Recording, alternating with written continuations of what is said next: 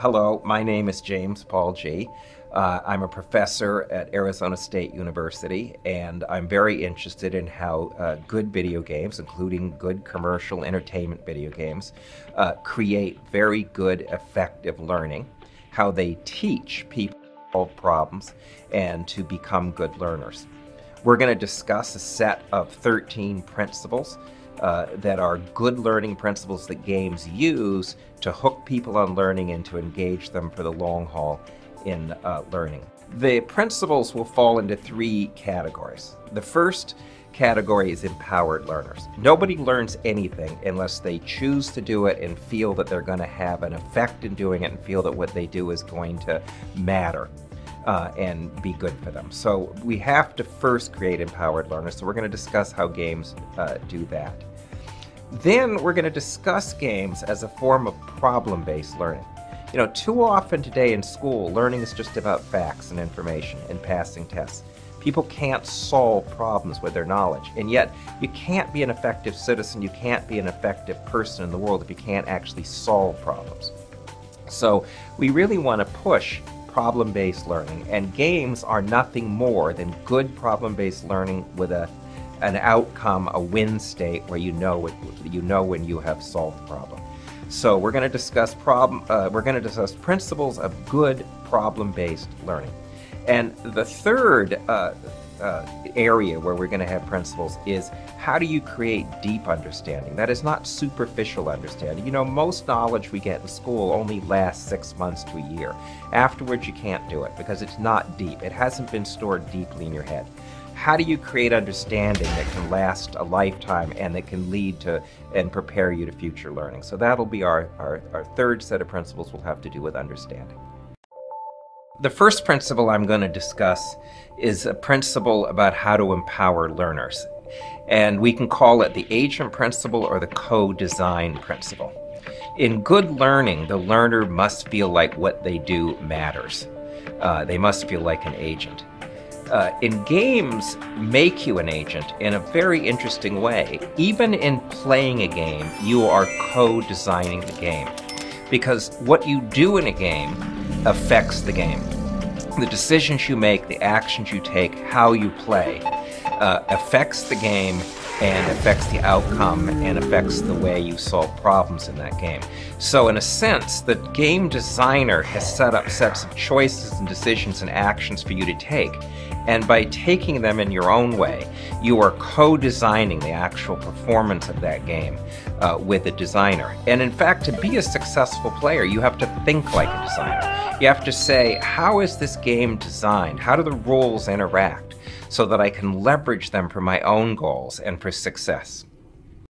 A second principle about how games empower learners we can call the customization principle. It goes back to what I said about the fact that learners must feel like what they do matters. But on the other hand, there are different types of players, different types of learners. So if there isn't a way for me to customize the experience to my own learning style in part, or to how I want to do things, it lowers my sense of mattering, it lowers my sense of agency. Good games allow you to solve problems in different ways, to customize difficulty levels, to think in different strategies about what you want to do in the game. They invite different types of players. And so they're, in a sense, they're customizing to different types of players. At the same time, good games also invite you to try a new style, not just to keep playing the way you always do or keep learning the way you always do. They say, you know, maybe you want to try another way of beating the boss. Maybe you want to try different strategies. So they allow you to customize, but they also allow you in a fairly safe place where the cost of failure is low to try out different things and become even a new type of learner. A third principle, still about empowering learners, we can call the identity principle. This is a principle that schools forget about all the time. Think about it. When I want you to learn something, let's say algebra, you have every right to say, why should I learn that? Who uses this? Why would I want to do this, right? That's a crucial question. What sort of people use this and what do they do with it? That's where identity comes in. The beginning of learning is for me to know, who am I going to be? What am I going to get if I do this and learn this. Now, games are very good at creating an identity. They know that you need to know why you're doing stuff and who is doing it. They give you an avatar, they give you clear goals, and a clear sense of who you're going to be. And by inviting you to take on different roles in different games, they invite you to become new types of people. This is what school ought to do. You should see learning science or learning algebra or learning literature as an invitation to try on a new identity with new skills and new goals and new possibilities. The fourth principle about empowering learners is one that I can call manipulation. And I mean by that a very special thing. One of the things we realize is incredibly powerful about games is they allow you as a player to manipulate the game world in a very fine way. You can manipulate your character, you can manipulate the world with a lot of control. And it turns out that what we know from neuroscience is that when humans feel they can manipulate something in a very fine way, in a close-grained way, they almost feel as if their body has gone into that space. This is why, for example, when children play Mario and they jump Mario, they jump out of their seats sometimes. There is a feeling that we have married our body to the game space because we have control over it, and that we are therefore able to learn in a very embodied way. This principle can be extended a step by saying that in fact the game offers you tools to truly involve your body and mind in learning in a very deep way, and that what humans need is good tools. In a broad way, games give a variety of very powerful tools that engage the body and mind with learning, so you don't feel you're doing it all by yourself or you're doing it unaided. Now, a second set of principles I'm going to discuss have to do with problem solving. School today is often not about solving problems, it's about learning facts. And we've known for a long time that if you concentrate on teaching facts, you can get tests passed, but it doesn't correlate with being able to actually use your knowledge to solve problems. You can know how to pass a physics test, you can't use physics knowledge to solve problems. If we focus on problem solving, and people use facts, and they use information, and they use formulas as tools for solving problems, then you get both. You get a retention of the facts, and you get problem solving. Now, games, if you think about it, are just interesting problem spaces where you're given good tools for problem solving, you feel true engagement, and you're given a lot of feedback. And indeed, you use knowledge, you use information to solve those problems, but the goal is problem solving. A game is good problem solving with a win state. That is, you know when you've accomplished it. Now, the first principle that we're going to discuss about good problem solving in games is a very important one, and another one that's often ignored in education, and that is when you're going to teach people to solve problems, it is crucial how you sequence the problems. In a lot of liberal education, we stress throwing kids into rich environments and letting them do what they want. In fact, because humans are so creative, if they start with the wrong problem, they often find very creative solutions to it, but that solution is a garden path. It doesn't lead to better solutions for later problems. The human mind is built in such a way that you need to sequence problem solving so that the problems people see early lead to generative solutions that work later on for harder problems, that send people down fruitful paths. Now, sequencing problems is core to games. It's just level design. No one starts a game with the hardest level. Each level is meant to teach you how to solve a problem that will lead to even better solutions for harder problems on next levels. So this is a very important principle for how the human mind works, for how human learning works, and we need to bring level design to schooling. A second principle about how to make problem solving successful is one that we can call the pleasantly frustrating principle. That is, learning for human beings is at its best when it is pleasantly frustrating. What does that mean? That means that a problem it leads to good learning when you feel a challenge, you feel that there's some accomplishment being had by solving it, but it's not, you know eventually if you put an effort you can do it. That the frustration is not stressing you because you're getting the pleasure of knowing you're going to get a solution. It's keeping the problem at the cutting edge of what some people have called your regime of competence. That is, within your regime of competence, you know you can do it, but at the edge of it, so it feels like a challenge and an accomplishment when you succeed. This is the type of problem that gives rise to a phenomena called flow, where people lose a sense of time because they're so involved with problem solving. And good games create this type of problem solving, and they create flow. A third principle of how games engage people with good problem solving, with problem-based learning, is called the cycle of expertise. This is a very interesting way of setting up learning that we know, in fact, is how you produce experts in any domain. The first stage of a cycle of expertise is you give a person a challenging problem, and they practice it until they could do it in their sleep. At first they can't do it well, then they practice it over and over again until they can do it on automatic pilot. It's routine knowledge.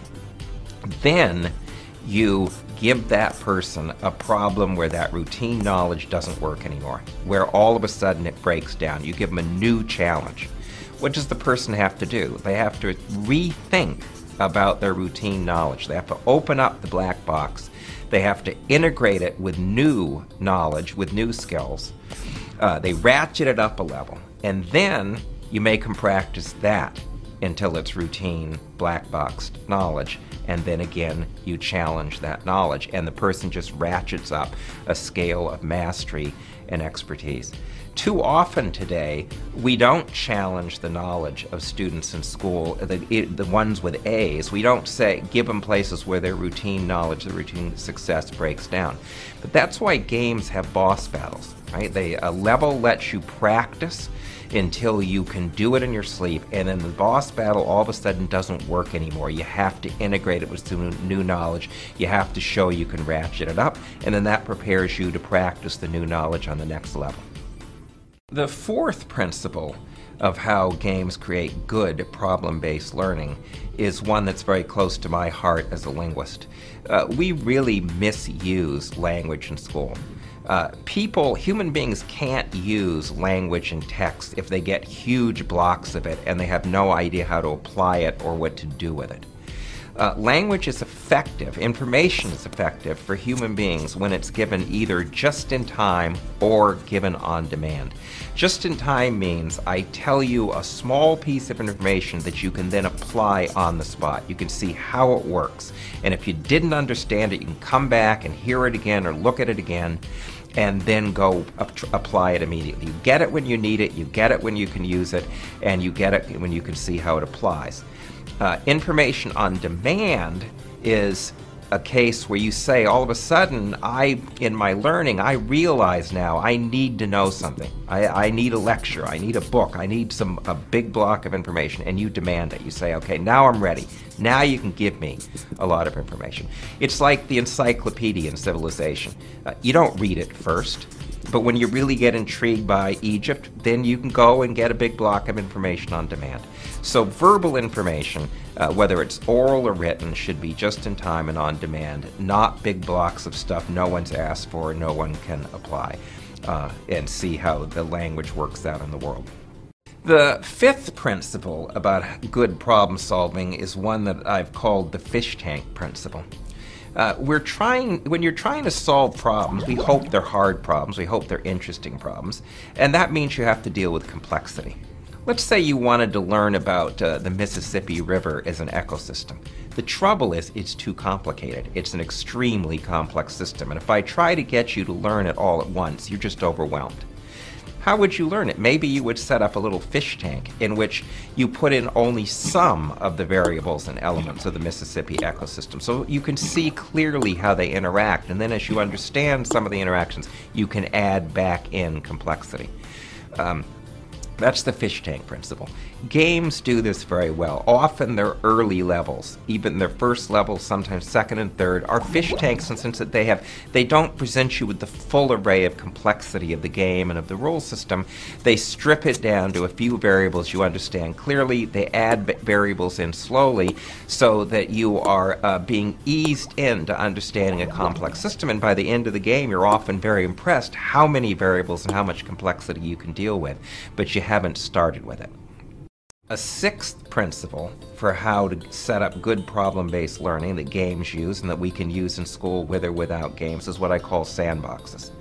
A sandbox, what is a sandbox for a child? It's an opportunity to be in a safe space but feel like you're in a dangerous space. You're out in the world, you're playing with sand, but it's a bounded space and you're protected. So why? So that you can explore, so that you can take risks, so that you can try things without immediately being endangered or judged or sorted or ranked.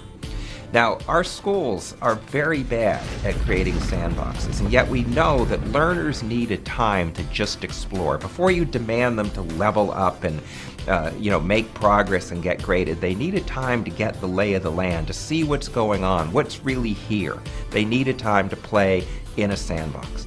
Now, games can create, there are whole games that are just sandboxes. Games like The Sims, where people can just explore at their own speed and their own time. But I enjoy the fact that in any game where it allows exploration in a level, it says, you don't have to get out of this level right away. You can use it as a sandbox just to explore and try things in a relatively low-risk way. A seventh principle that is important for good problem-focused learning and that is important to games is skills under strategies. And what do I mean by that? We know that to get good at anything, you have to master some basic skills. And to do that, you have to practice them over and over again. And school often does this. The trouble is that such skill and drill is boring and unengaging, and the person doesn't know exactly why I'm doing it. So what you want to do is you want to take skills and put them under a strategy. You want the person to feel I'm solving a problem, I'm using a strategy, it's meaningful, I'm accomplishing my goal. But to accomplish that strategy, I have to practice these skills over and over again. So the skills are under a goal you understand, under a strategy you're applying.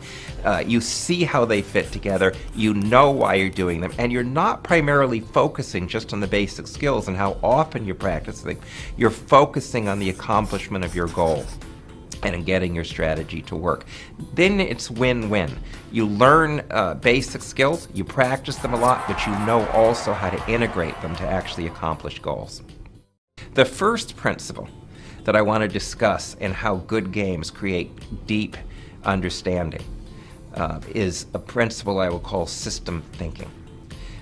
In the modern world, most problems we face, most hard problems, have to do with complex systems. They have to do with things like the environment, the economy, global immigration, with science, where you're trying to understand how many variables interact in very complex ways with each other. And there's a whole set of tools we have to do that. But if we're going to solve problems in the world, serious problems, people need to understand how complexity works and how complex systems work. They need to know how to do systems thinking.